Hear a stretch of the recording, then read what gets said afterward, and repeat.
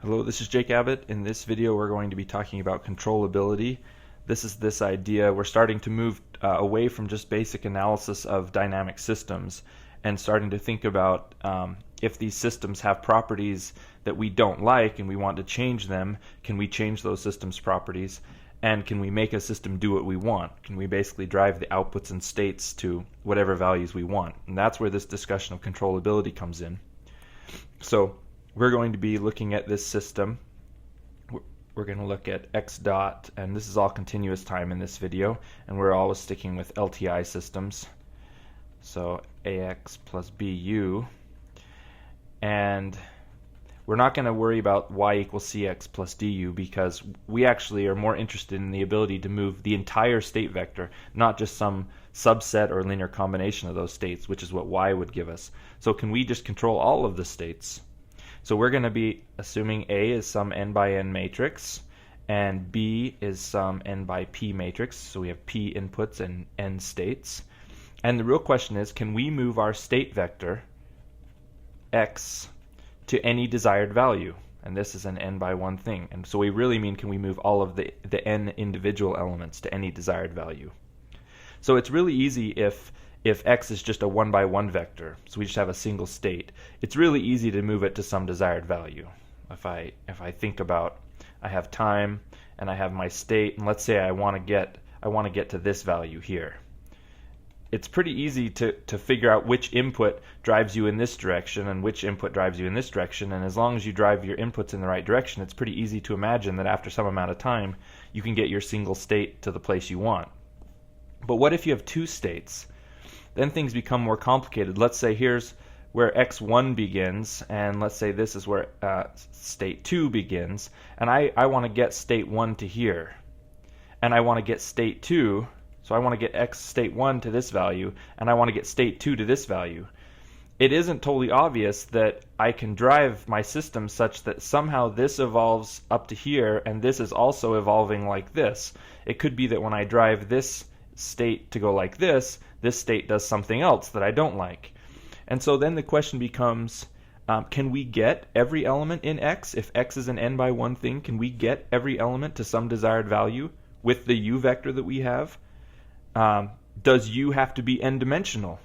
Basically, do we have to have as many inputs as we have states? We're used to thinking about these kind of problems, kind of, 3 equations with 3 unknowns kind of problems. But is it possible that I could somehow drive 2 states both to their desired value with only a single input? It turns out sometimes that is possible, and that's what we're going to be talking about in this lecture. And so some of these kind of notions are kind of counterintuitive, that a single input could drive multiple states to their desired value, but it is in fact possible. So in this discussion of controllability, we're going to be talking about the pair AB. So we don't talk about what we can say is our system controllable, but we're not looking at our C or D matrix at all, and we're not only looking at our A matrix. So it's this relationship between A, which sort of encapsulates our inherent system natural properties, and B, which is the way our inputs influence those states. And so we talk about the pair AB, and we say that this matrix is controllable. This is the definition of controllable. If for any initial state, so I have some initial state, x at time 0, which I'll just call x naught. I have any initial state, and I have some desired state that I want to get to. And remember, this is an n by 1 thing, so it's n desired states, really. So I have some initial condition, and I have some final state. If this system is controllable, then there does exist an input that transfers our system from the initial state to the final state in some finite time. And we're not saying that finite time is fast necessarily, but the time does exist. It doesn't take to infinity. So if my system is controllable, then yes, I can move from this state to this state. And if it's not controllable, then it's not guaranteed that I can do that operation. So saying that a system is controllable doesn't say anything about the type of trajectory that you take to go from the initial state to the desired state. It doesn't say anything about how much time it takes, except for that it's not infinity.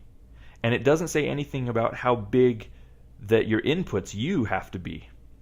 And it turns out, which is kind of intuitive, that if you want to make your states go from the final to the desired very fast, it's probably going to take very big inputs to do that. That's kind of an intuitive notion. So there are three equivalencies that we're going to use for controllability, and they're sort of all synonym ways to describe if this pair AB is controllable. So the first one that we're going to look at is the most common, and we say that this controllability matrix, I'm going to use this kind of script C, which we line up the B matrix followed by the AB matrix, and we go all the way up to the power of A to the n minus 1 times B. Look at this matrix. So this thing here is an n by p matrix, and this A is n by n and B is n by p. So this is also n by p. So each of these elements are n by p, n by p, n by p, n by p. And there's up to n minus 1 of them. So this C matrix is n by n times p. So it has n rows and it has n times p columns. The fewest number of inputs we can have is 1. So at the smallest, this is a square matrix. This C matrix is a square matrix that's n by n. But in general, it's going to have n rows and probably more columns. So this controllability matrix, if it has full rank, so really I can say full rank, but when you realize that there's always less than or equal to rows, then they're all columns, then this is the same thing as saying full row rank, meaning I have to have all of my rows have to be linearly independent. So, and this is a rank n, because that's the number of rows. So if this controllability matrix is rank n, then the system is controllable. And if it's rank less than n, it's not controllable. So this is the first way we'll be able to talk about controllability, and this is by far the most useful in practice. It's pretty easy to see that, I mean, if you're given an A and B, there's no hard math here to do. You just stack these things up, look at the rank, and you can see immediately if this thing is controllable. There are two other ways that we can describe controllability, and they're more useful sometimes for proofs. So if you're going to do research in this area, you want to be aware of these other two ways to describe controllability.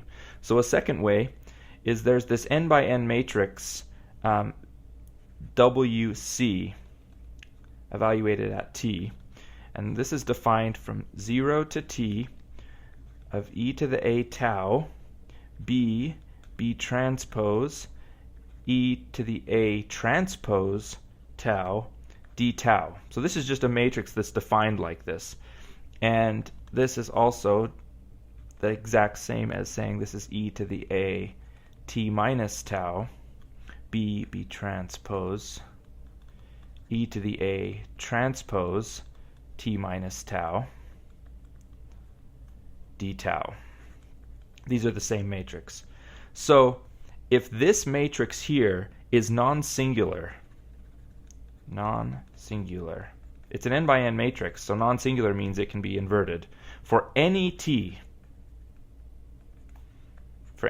greater than 0. It doesn't have to happen at every t. If you can just even find one t for which this n by n matrix is invertible, then this system is controllable.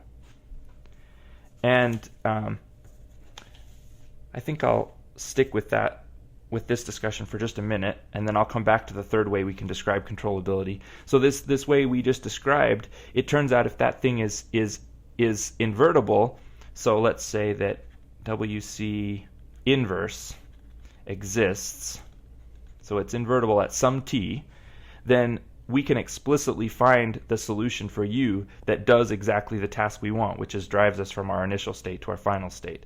So and the way you do that, the input looks like that u of t should be equal to minus b transpose e to the a transpose t1 minus t. So this, let's say that t1 is the value that this inverse exists for that you found. So if I just do this substitution and solve for this u, and now this thing exists at t1, and then I multiply that by e to the a t1, and this should probably seem completely strange and arbitrary here. And this is the state, the desired state that I want to get to at that time 1. So basically this is probably done originally from inspection. So as long as this thing exists, then you can try put in this u, and if you go back to your original, let's recall the general solution for our state evolving at time 1, it's going to look like e to the a at t1 times x naught, and I wrote x naught differently here, it's the same x naught, plus the integral from 0 to t1 e to the a t1 minus tau b u at tau d tau. So this is the general solution that we've seen over and over for the equation for x evolving at t. And it's true at all t, so I can explicitly look at this one specific t, t1. So I have a t1 here, here, here, here. And basically, if you take this u of t, which is all hinging on that this WC matrix exists, and you plug this u of t into this function, what you will get is you'll get a bunch of stuff to cancel out. And I'm not going to waste time doing that. But what you'll get is you'll get something that simplifies to look like this. You'll get that x at time 1 equals e to the a at t1 times x naught minus e to the a at t1 times x naught plus x1, which is our desired value at time 1. And of course these things cancel out, and that equals x1. So basically someone said, you know, what do I have to do? What kind of input would I have to have so that this thing will completely cancel out and my x at t1 is exactly the value that I want to have, the desired value? And they said, well, if I found a u that looks something like this, then all of this stuff would cancel out properly. And they said, okay, well, what would this thing need to look like to make all that cancel? And that's where this WC is coming in.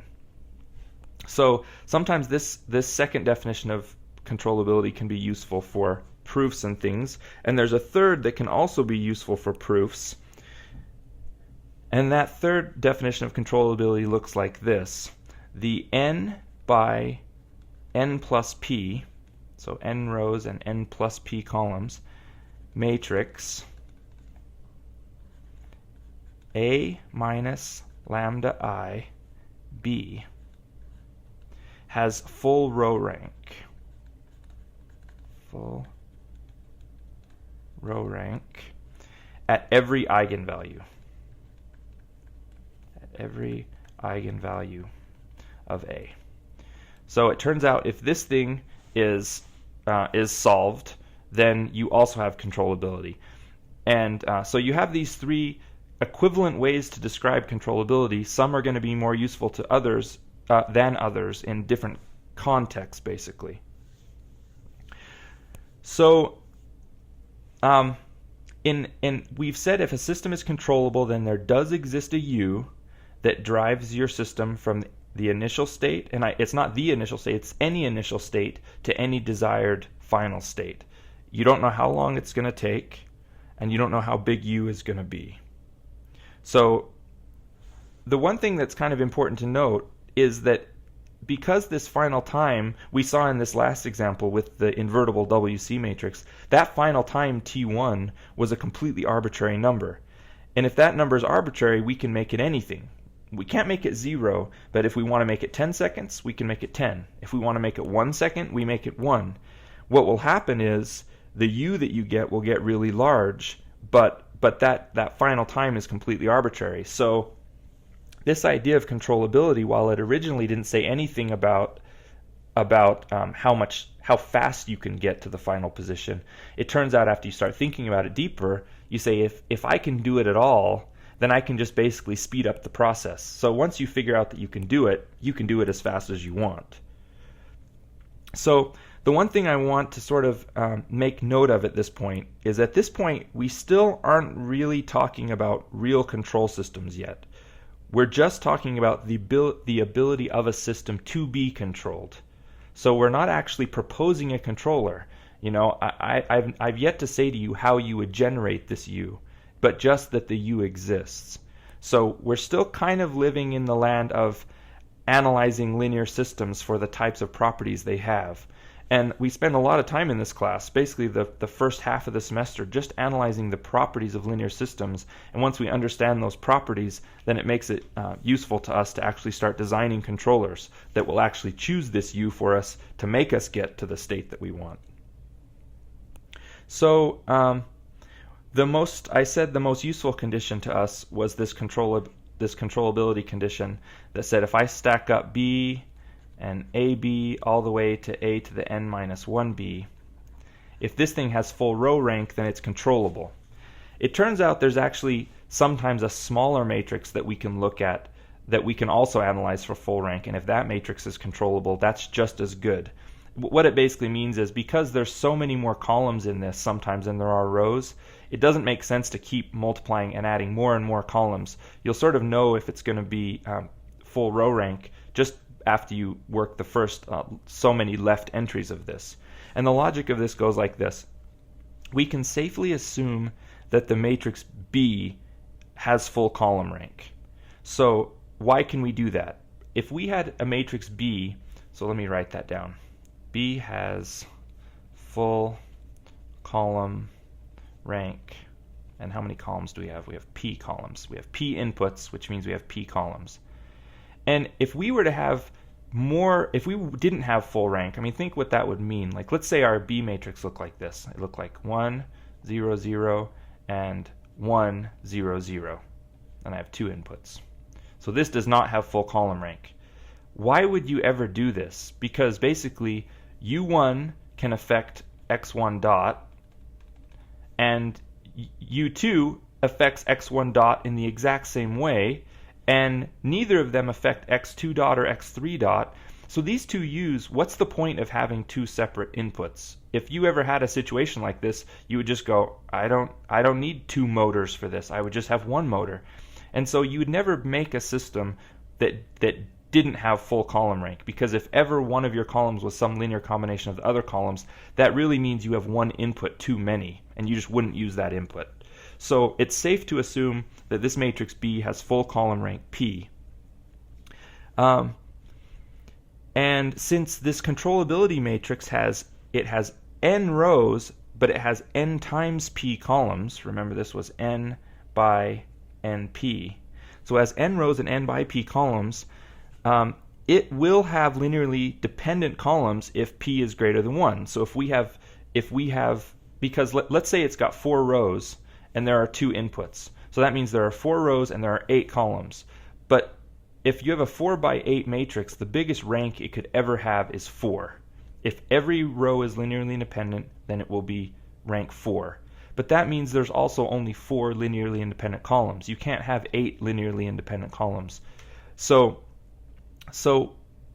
it'll have, as long as p is greater than 1, all of these cases where p is greater than 1, it can't have a rank higher than n. So really we only have to see if the first n minus p plus 1 rows have rank n. I think I meant to say columns. So what we say, so we can basically make a simplified version of this, understanding that there's way more columns than there are rows. And a simplified version of this is say, let's look at this controllability matrix, which is equal to B, AB, but instead of going all the way to a to the n minus 1 power, let's just only go to the a to the n minus p power. So if we look at this matrix, if this has rank n, then it's controllable. So basically we can sort of save time. If we only have 1 input, then we do actually have to do this, and this will be an n by n matrix because p is 1. But if we have more than 1 input, we don't need to carry out all of this math. We don't need to keep basically multiplying a by itself. We can just stop at n minus p and analyze that matrix, which we're essentially sort of just picking off a left part of this matrix. So it just makes your life a little simpler in working these things out. The final thing I want to talk about is that controllability is invariant to equivalence transformations. This is what we keep finding in this class over and over, is that if I just do a linear transformation and say I'm going to convert my A to some A tilde equals QA Q inverse, and I'm going to convert B and C properly as we've learned in the past. If you do that, the properties fundamentally don't change. Your system eigenvalues don't change. The Jordan form of the matrix is the same. The stability doesn't change, and it shouldn't be surprising that the controllability doesn't change. I mean, what we're really learning over and over and over again is that all an equivalence transformation does is repackages the same information in a slightly different way. So we can look at our system a little differently, but there's no new information and there's no information lost.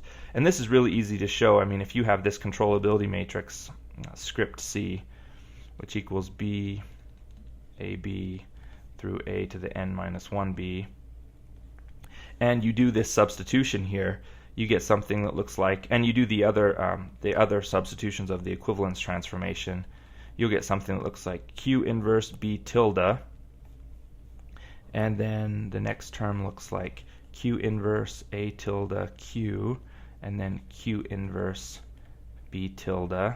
So this is using this relationship here that B is equal to Q inverse B tilde, or that's the same thing as saying B tilde is equal to BQ.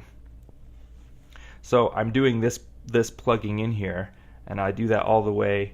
Eventually you start having these things cancel out, and you have something that looks like A tilde to the n minus 1 Q inverse.